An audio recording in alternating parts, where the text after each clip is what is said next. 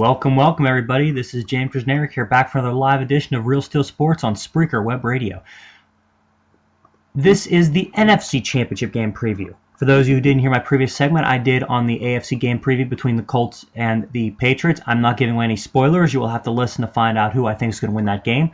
This time, I'm going to be talking about the Packers and the Seahawks. So without wasting any more time, let's get started, shall we? Before we get started, let's talk a little bit about how both teams got here and what both teams are bringing to the table. This is the classic battle between unstoppable force and immovable object, as you've got the best offense in Green Bay, 30.4 points per game, against the best defense in the NFL in the Seattle Seahawks, that's given up 15.9 points per game. Seattle comes in 12-4, best offense in the league, 13th best in points allowed. In terms of their yardage rankings, they are 6th in yards gained and 15th in yards allowed. So they're more or less a bend-don't-break kind of defense. The big thing that they have is their plus 14 in turnover differential. They barely turn the football over as a team. The personification of that is quarterback Aaron Rodgers, completing over 65% of his passes for 38 touchdowns and 5 interceptions. Another spectacular performance out of the best quarterback in the NFL at this point. There may be others that are pretty good, but there's none that are in the class and have the arm, the legs, the accuracy, everything that this guy does. Into this game comes one of the most improving running backs in the NFL, and Eddie Lacy. 4.6 yards a carry, over 1,100 yards and 9 touchdowns on the year. And helping that out is the receiving corps, anchored by two of the best targets in the game, the young and shifty Randall Cobb and the tenacious and pretty impressive deep threat in Jordy Nelson. Nelson is over 1,500 yards this year. Randall Cobb is over 1,200. They're both 12 touchdowns or more on the season. Their defense, again, just better than Indy's and New England's. 41 sacks per game, led by outside/inside linebacker Clay Matthews with 11. You've got Tramon Williams and Casey Hayward tied for the team lead with 3 interceptions. And this defense had some problems early in the year stopping the run. Ever since they moved Clay Matthews inside, they've been giving up considerably fewer rushing yards per game. And it has allowed Julius Peppers to play outside linebacker, and it has led to just a myriad of sacks and takeaways.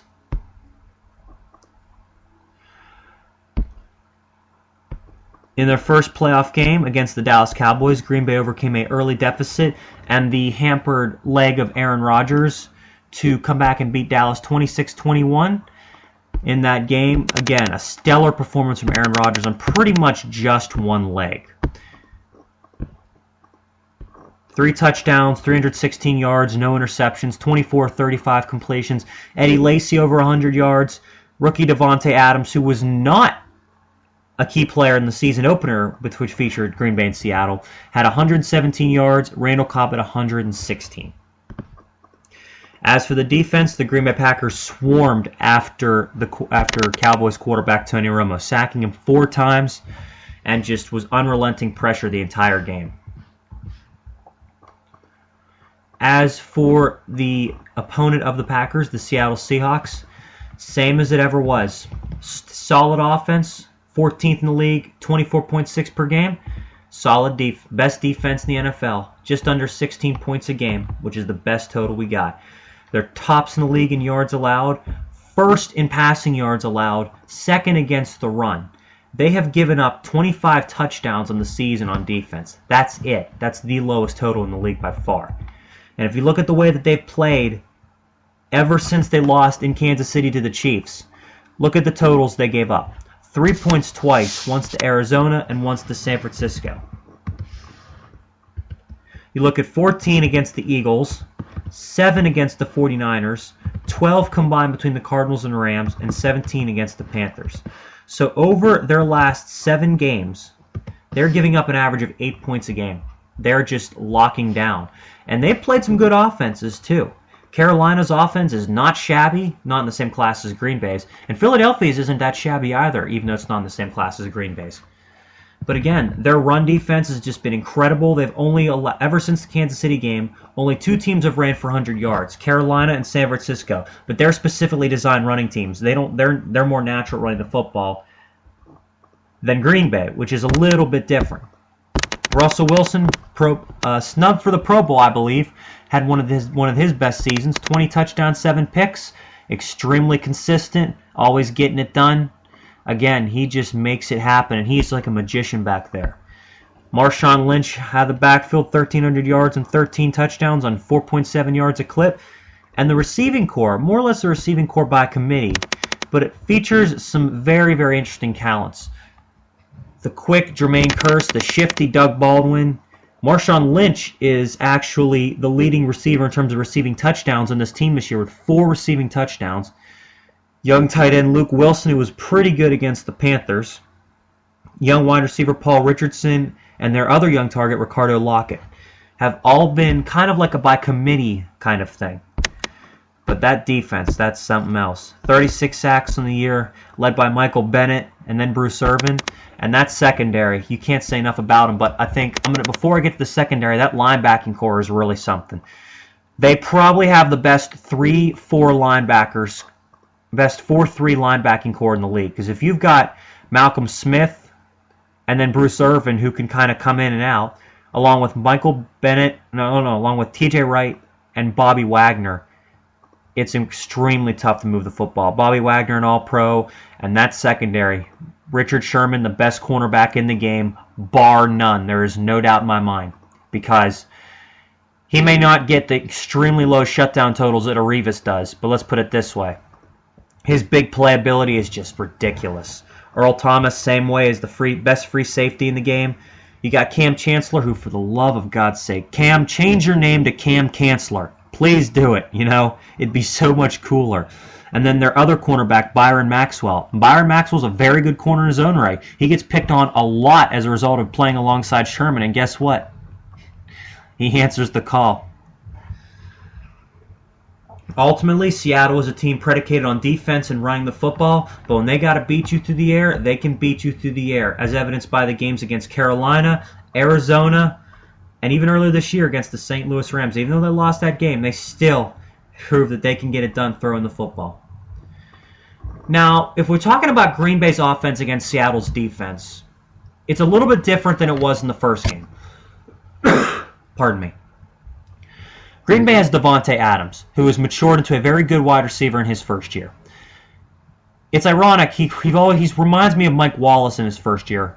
Good deep threat, very quick, not as crisp of a route runner, crisper than Wallace, and he wears number 17. It's kind of amusing, actually.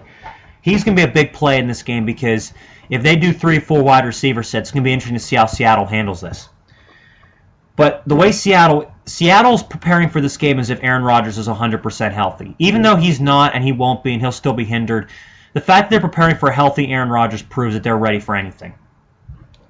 As for the secondary, again, Sherman will probably be on Jordy Nelson, which I think is a good matchup for him because Jordy Nelson's fast, but he's not really quick and shifty, and Sherman will be able to keep up with him throughout the game. Now, as for running the football, that's going to be really tough sledding. Because if you look at the previous game they played in Week 1, the running game is pretty much the same. Eddie Lacy's still Eddie Lacy. Green Bay ran for 80 yards, but it took them 21 carries. And if you take away James Starks' 12-yard run, I mean, he had 6 carries for 25 yards, pretty much anemic. Then he got Eddie Lacy, 12 carries, 34 yards. I mean, John Kuhn got a rushing touchdown, but he had 1 carry for 2 yards. Marshawn Lynch had 110 yards. The Seahawks cranked out 207 in total. Again, I see in this game, I see a Seahawk team on defense. I saw a Seahawk team that was just too good to lose that season opener. Now, the NFC Championship game will be rocking, so the defense is going to be bringing the Legion of Boom. They got the Legion of Boom, and they're going to hit you. I'm looking for Green Bay in this game to mix in some play action to at least keep Seattle honest to let them know that we're not just going to throw all the whole time. Because Aaron Rodgers knows that if he has to drop back and throw 45 times, he's not going to beat the Seahawks. He needs to have some variety. But if you look at it, Seattle being a touchdown favorite, I think that's a little bit much. Even with Aaron Rodgers' cap, I still think it's a little bit much because The Packers this year on the road are a very different football team than they are at home. I mean, at home, Aaron Rodgers has not thrown an interception since 2012. Take him on the road, and it's a completely different story. It really is. And I think it's best illustrated by their points per game total. Because you look at the numbers that they put up at home this year. Counting the playoffs, against the Cowboys. They put up 43 on Atlanta, 53 on Philadelphia, 55 on Chicago, 42 on Minnesota. You take them on the road and you look at their totals. 20 against Tampa, 13 against Buffalo, 24 against Minnesota, 23 against New Orleans, 27 against Miami, 38 against Chicago, 7 against Detroit, and 16 in the season opener. So they played 8 games on the road this year, and they averaged less than 20 points per game. They're offensive. They're a juggernaut at home. They're a middle of the pack offense on the road. They really are. And Seattle, going into Seattle, that's not a good thing for them. But I'm looking for Green Bay to still put up a few points and be able to at least hold their own. Now, flipping over between the Seahawks offense and the Packers defense, this is a little bit different than the last game because Green Bay had to deal with a running back in DeMarco Murray who's quicker, who is more adept at making you miss. Not so much going to run you over, but more or less going to kind of run around you. And Dallas's offensive line was pretty stagnant in that game. Like, it honestly, from my point of view, they played well, even though they didn't play quite as well as they did in the regular season. But Seattle is a completely different animal running the football. Their goal is to maul you and hit you. Russell Okung at left tackle, Max Unger at center, and Marshawn Lynch beast mode out of the backfield. Green Bay is going to prepare better for Marshawn Lynch, which leads me to believe that he might not get the 100-something yards he got last time. He'll probably get between 75 and 80, but on that same note, look for Russell Wilson to have to throw the football. I'm looking for him to maybe attempt maybe 25, 30 passes. I think he's going to have to throw the ball a lot for them to win this game because I don't think Green Bay is going to sit back and let the Seahawks run the football on them again. I don't. Now, the regular season meeting, Russell Wilson had a really good game, threw for 2 touchdowns, no interceptions. Green Bay's defense is better prepared this time. They're better prepared. It's always easier to prepare as a defense than an offense if you're going on the road into a hostile environment. Because the defense, they can get their signals done silently. The offense, again, everybody's facing the same way and it's tough to see. The defense, it's going to be a little easier. So I think Seattle will be better. I think Green Bay will be better prepared than they were last time. I don't think they're going to give up the mammoth, rushing total that they did the previous game. Ultimately, though, what leads me to believe that Seattle's still going to be able to move the football consistently is just the simple fact that I still don't think Green Bay's corners are up to par with covering the by-committee receiving corps Seattle has. Because let's put it this way. Clay Matthews is a very good run stopper and a very good pass rusher. You put him on a linebacker, he's toast. He's toast. In my personal opinion, I know there's a lot riding on this game, but I still think that even though Seattle's preparing for Green Bay to have a fully healthy Aaron Rodgers, I'm not looking to see it because he was hobbling at the end of the Dallas game. And to think about it this way, although he's going to be hampered, he faced a good bit of pressure from Bruce Carter in the Dallas Cowboys front in the previous game. Can you imagine what's going to happen when he has to go against Michael Bennett and Bruce Irvin in Seattle? When you can't hear anything and you don't know who's coming where with your injured leg. Aaron Rodgers is mobile, and if he was completely mobile, who knows? I might even pick the Packers to win this game.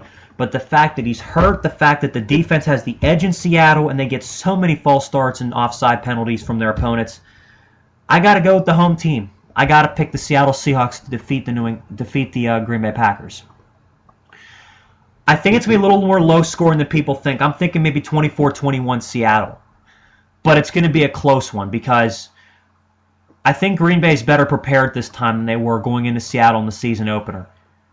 I also think they got the revenge in their mind from the season opener and also from the Fail Mary a couple years back, which I know Mike McCarthy and Aaron Rodgers are still livid and hot about.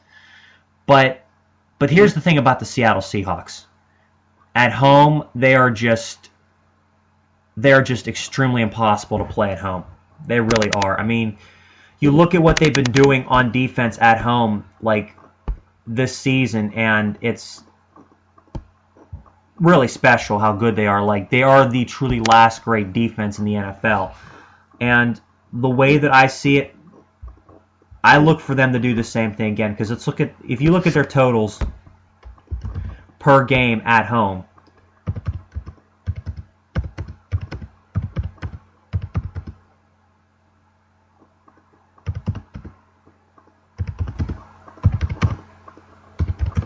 they're giving up 15 a game at home. I mean, it lowers their season average from what they do on the road, but if you look at the fact that they held a pretty decent Giants offense to 17 points and got quite a few turnovers, the fact of the matter that they, held down the Broncos offense, and then what they did to Green Bay in the season opener. I mean, right now Seattle is a red-hot football team on offense and defense. And as good as Green Bay is coming into Seattle,